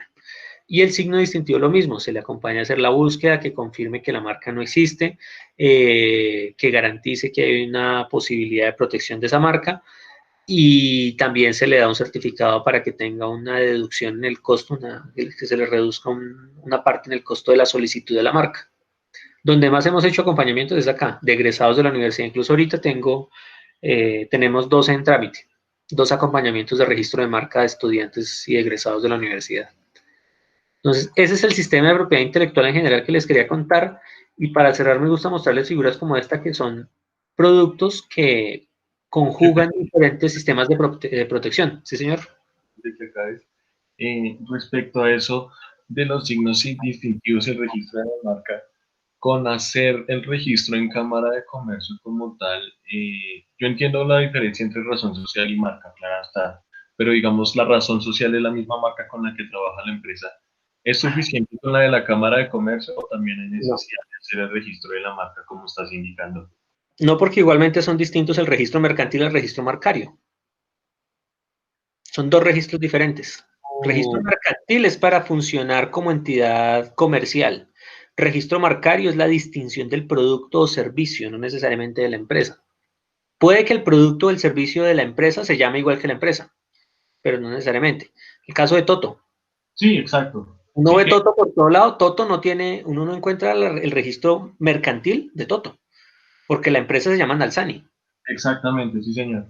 Son 2 registros independientes. Si la empresa se llamara Toto, de todos modos, la empresa se registra por un lado, pero el registro mercantil no es equivalente al registro marcario. Son 2 independientes y tendría que hacerse juntos. Lo entiendo, sí, señor. Sí, se hacen de forma particular. Ok, muchas gracias. Pero no obliga uno al otro. No es necesario tener un registro mercantil para hacer la solicitud de marca, porque la marca la puede solicitar una persona natural. Vale, entendido. Sí. Gracias. ¿Alguna otra duda ahí? ¿Una inquietud? ¿No? ¿Sí les quedó claro? ¿Les pareció clara la información? ¿Sí les ubiqué un poquito más en la idea de lo que es la propiedad industrial o no tanto? La intención de hoy es llegar hasta ahí, para que la próxima semana, como les contaba, ya centrarnos en hacer una búsqueda específica acá. En principio yo voy a listar un tema sobre el cual hacer las búsquedas, pero si ustedes ya tienen algún tema específico de interés para buscar, pues bienvenido sea y lo vamos haciendo así. Pero como la idea es aquí compartir entre todos, entonces si de pronto no quieren que conozcan mucho en lo que están los otros, pues mejor lo hacemos sobre un tema general para que cada uno lo vaya haciendo. Listo. Muchas gracias, ingeniero. Vale, muchas gracias. No sé, ¿ninguna inquietud? ¿Todo claro? Sí, todo muy claro. Listo. Cualquier inquietud, este es mi correo. Yo de todos modos al final le comparto esta presentación a Luisa para que se las haga llegar, no hay problema. Y estamos en contacto. Y lo que les decía al principio, si quieren continuar por medio del CATI, bienvenidos. Hacen la solicitud de la orientación y allá nos vemos. Sea conmigo o sea con alguno de mis compañeros. Listo, muchísimas gracias David por acompañarnos el día de hoy. Igual para los chicos la próxima sesión a esta misma hora. El fin, pues como comentaba David, es generar las búsquedas. Esto también nos va a ayudar a nosotros a aprender a cómo hacer búsquedas en bases de datos para su proceso investigativo que vamos llevando en IEEE. Entonces, ahí en el chat les dejé como para que nos hagan una evaluación frente a la temática de hoy. Si quieren, digamos, agregar o aprender otra temática para que nos las dejen ahí. Y pues les agradecemos a todos su asistencia. No olviden, dentro de 8 días tenemos otra vez la cita. Y porfa, no se les olvide registrar la asistencia en el link que les envié. Ahí se los volví a enviar. Y esa sí la necesito yo también para el seguimiento de las orientaciones. Listo. Creo que solo se han registrado 3 hasta ahora. Sí. Bueno, chicos, por favor, no se les olvide hacer la asistencia. Bueno, Luisa, muchas gracias entonces a ti también. No, Gracias por todo el apoyo. que no pasen hasta muy lejos. Y si pasean, que no los cojan. No hay que pasear Dentro de la ciudad, al menos. en la terraza. Y si no hay terraza, en el barrio. Yo voy a darme un paseo por el barrio ahorita mismo porque estoy aquí jugando. Bueno, muchas gracias entonces y hasta luego todos. Bueno, gracias. Chao.